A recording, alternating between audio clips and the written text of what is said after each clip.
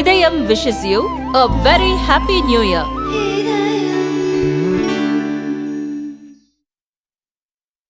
பெண்கள் படித்து முன்னேறுகிற பொழுதுதான் அந்த குடும்பம் அந்த நாடு முன்னேறுகிறது என்பதை அவர்கள் சொன்னார்கள். இதை உணர்ந்த காரணத்தால் தான் மாண்புமிகு தமிழ்நாடு முதலமைச்சர் தளபதி அவர்கள் இன்றைக்கு பெண்களுக்காக பல்வேறு திட்டங்களை அவர் கொண்டு வந்திருக்கிறார்.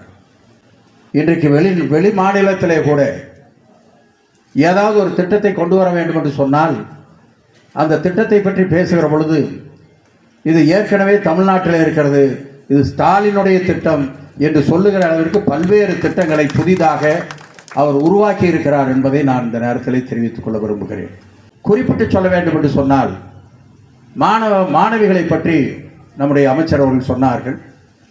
மாணவிகள் நல்ல மதிப்பெண் எடுத்தால் கூட அவர்கள் +2க்கு மேலே படிப்பதற்கான வாய்ப்பை பல நேரங்களிலே இழந்திருக்கிறார்கள். காரணம் அந்த குடும்பத்துடைய சூழ்நிலை. அந்த பெற்றோர்கள் படிக்க வைக்கக்கூடாது என்று கருதவில்லை, ஆனால் அவர்களால் முடியவில்லை. சரி, +2 முடித்து விட்டால் ஏதாவது ஒரு சின்ன வேலைக்கு அனுப்பி திருமணத்தை முடித்து விடலாம். இதுதான் ஒவ்வொரு பெற்றோருடைய உணர்வாக இருப்பதை நாம் பார்த்திருக்கிறோம்.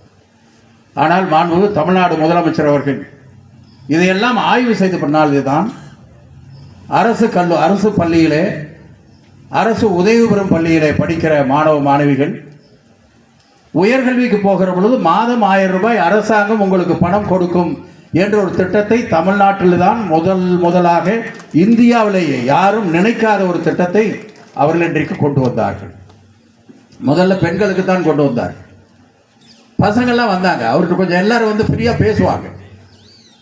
பசங்கள்லாம் வந்தாங்க, சார் பெண்களுக்கு மட்டும் கொண்டு வந்திருக்கிறீங்க, நாங்களும் அப்படித்தான் இருக்கிறோம், எங்களுக்கும் கொடுக்க வேண்டும் என்று சொன்னார்கள். அவர் சிரித்து கொண்டே சொன்னார், நான் பார்த்துக் கொள்கிறேன் என்று சொல்லி அவர் கோயம்புத்தூரில் வந்துதான் அந்த நிகழ்ச்சியும் துவக்கி வைத்தார். இன்றைக்கு அரசு கல்லூரி, அரசு உதவி பெறுகிற கல்லூரியில் பள்ளியில் படிக்கிற மாணவ மாணவிகள் கல்லூரிக்கு போகிற பொழுது, உயர்கல்விக்கு போகிற பொழுது 1000 ரூபாய் திட்டத்தை அவர் கொண்டு வந்து அதன் மூலமாக இன்றைக்கு கணக்கு பார்க்கிற பொழுது உயர்கல்வியிலே சேருகிற பெண்களுடைய எண்ணிக்கை ஏற்கனவே இருந்ததை விட மிக அதிகமாக உயர்ந்திருக்கிறது என்பதையும், அதே நேரத்தில் பள்ளியிலே படிக்கிற பொழுது டிராப் அவுட்ஸ் இருக்கும், வெளியில் போவார்கள், அது மிக மிக குறைந்திருக்கிறது என்ற கணக்கையும் எங்களுக்கு சொல்லுகிற பொழுது அவர் எப்படி இதை சிந்தித்தார் என்பதே எங்களுக்கு ஆச்சரியமாக இருந்தது. நாம் இங்கே படிக்க வைக்கிறோம், அதற்கு பின்னாலே கல்லூரியிலே போய் படிக்கிறார்கள். எவ்வளவு படித்தாலும் கூட ஒரு குறுகிய வட்டம்தான். எனவே அவர்கள் உலக நடைமுறை அத்தனையும் தெரிந்து கொள்கிற வாய்ப்பு அவர்களுக்கு குறைவு.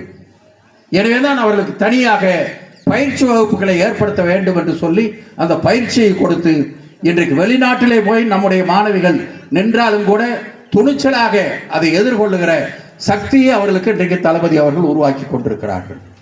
இன்றைக்கு அப்படிப்பட்ட நூலகத்தை அமைத்தோம். அந்த நூலகத்திலே புத்தகங்களை வாங்கி வைத்தோம். அந்த குழந்தைகள் வந்து படிக்க ஆரம்பித்தார்கள். நாங்கள் அங்கே ஒரு நோட்டு புத்தகம் போட்டு வைத்தோம். என்னென்ன வேண்டுமோ அந்த தேவைகளை எல்லாம் எழுதி வையுங்கள் என்று சொல்லிவிட்டு வாரம் திங்கட்கிழமை அவர்களை போய் சந்தித்து அவர்கள் என்ன சொல்லுகிறார்களோ அந்த புத்தகத்தை எல்லாம் வாங்கி கொடுத்து கொண்டே இருந்தோம். இதையெல்லாம் தலைவருக்கு சொல்லி கொண்டே இருந்தோம். இன்றைக்கு அங்கே படித்த 12 பேர் ஒரு உயர்ந்த பதவிக்கு போகிற அளவிற்கு இடம் பிடித்திருக்கிறார் என்பது எங்களுக்கு கிடைத்திருக்கிற மிகப்பெரிய மகிழ்ச்சி. இன்றைக்கு இருக்கிற முதலமைச்சர் அவர்கள் இந்த மக்களுக்கு, குறிப்பாக பெண்களுக்கு என்னென்ன நன்மைகள் கிடைக்க வேண்டும் என்பதிலே எவ்வளவு அக்கறையாக இருக்கிறார் என்பதை தெரிந்து கொள்ள வேண்டும் என்பதற்காகத்தான் அதை உங்களிடத்திலே நான் சொல்ல விரும்புகிறேன். இப்படி பல ஆயிரம் திட்டங்கள், பெண்களுக்கு உரிமை தொகை, கலைஞருடைய உரிமை தொகை என்ற அந்த திட்டத்தை கொண்டு வந்தார். யாரும் நினைக்கல. எதிர்க்கட்சிகளை பேசினார்கள் சட்டமன்றத்தில். இந்த திட்டம் வீண் அறிவிப்பு, ஒரு விளம்பரம், நீங்க ஒரு 5 லட்சம் பேர் 10 லட்சம் பேருக்கு கொடுத்துட்டு அதை க்ளோஸ் பண்ணிடுவீங்கன்னார். அப்பொழுது தளபதி எழுந்து சொன்னார், நான் இந்த மாநிலத்துடைய முதலமைச்சர் என்ற நிலையில இருந்து நான் சொல்லுகிறேன், குறைந்தபட்சம் 1 கோடி பேருக்காவது இந்த திட்டத்தை நான் கொண்டு போய் சேர்ப்பேன், இது உறுதி என்று அன்றைக்கு சொன்னார். இன்றைக்கு 1,16 லட்சம் பேருக்கு அந்த 1000 ரூபாய் மாதந்தோறும் போய் கொண்டிருக்கிறார். மகளிருக்கு பேருந்திலே கட்டணம் இல்லாமல் பயணம் செய்ய வேண்டுகிற அதுதான் முதல் கையெழுத்து. அவர் முதலமைச்சராக வந்து போட்ட கையெழுத்து. இன்றைக்கு கட்டணம் இல்லாத அந்த பயணம் நடந்து கொண்டிருக்கிறது. இப்படி நிறைய திட்டங்கள், காலை உணவு திட்டத்தை கொண்டு வந்தார். யார் எதிர்பார்த்தோம்? அவர் யோசித்தார். காலையில் 6 மணிக்கு பெண்கள் வேலைக்கு போகிறார்கள், 7 மணிக்கு போகிறார்கள். அந்த குழந்தைகளுக்கு சரியான உணவை கொடுக்க முடியுமா? இதை யோசித்தார். எனவேதான் காலை உணவு திட்டம் என்று கொண்டு வந்தார். கொண்டு வந்தது மட்டுமல்ல, எங்களை எல்லாம் அழைத்து சொன்னார், இதை அடிக்கடி போய் பாருங்கள். பார்த்துவிட்டு பத்திரிகையாளர்கள் வைத்து ஒரு போட்டோ எடுத்து வருவதற்காக நான் சொல்லவில்லை. அங்கே எப்படி சூழ்நிலை இருக்கிறது? சுத்தமாக இருக்கிறதா? நேற்றைய தினம் வந்ததை விட குழந்தைகள் அதிகமாக வருகிறார்கள், குறைகிறதா? அதுக்கு ஒரு பெரிய 5 ஸ்டார் ஹோட்டலில் மெனு கார்டு போடுவாங்க. அது மாதிரி ஒவ்வொரு நாளும் என்ன உணவு வேண்டும், கொடுக்க வேண்டும் என்பதை அவர் ஒரு பட்டியலை போட்டு கொடுத்தார்கள்.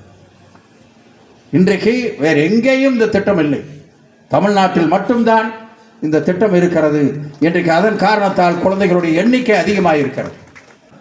இன்றைக்கு நம்முடைய உதயநிதி அவர்களிடத்திலே, துணை முதலமைச்சரிடத்திலே விளையாட்டுத்துறையை கொடுத்து அதிலே மிகப்பெரிய முன்னேற்றங்களை இன்றைக்கு கொண்டு வந்திருக்கிறார். மற்ற மாநிலங்களை விட நாம் மிகப்பெரிய முன்னேற்றத்திலே நாம் போய் கொண்டிருக்கிறோம்.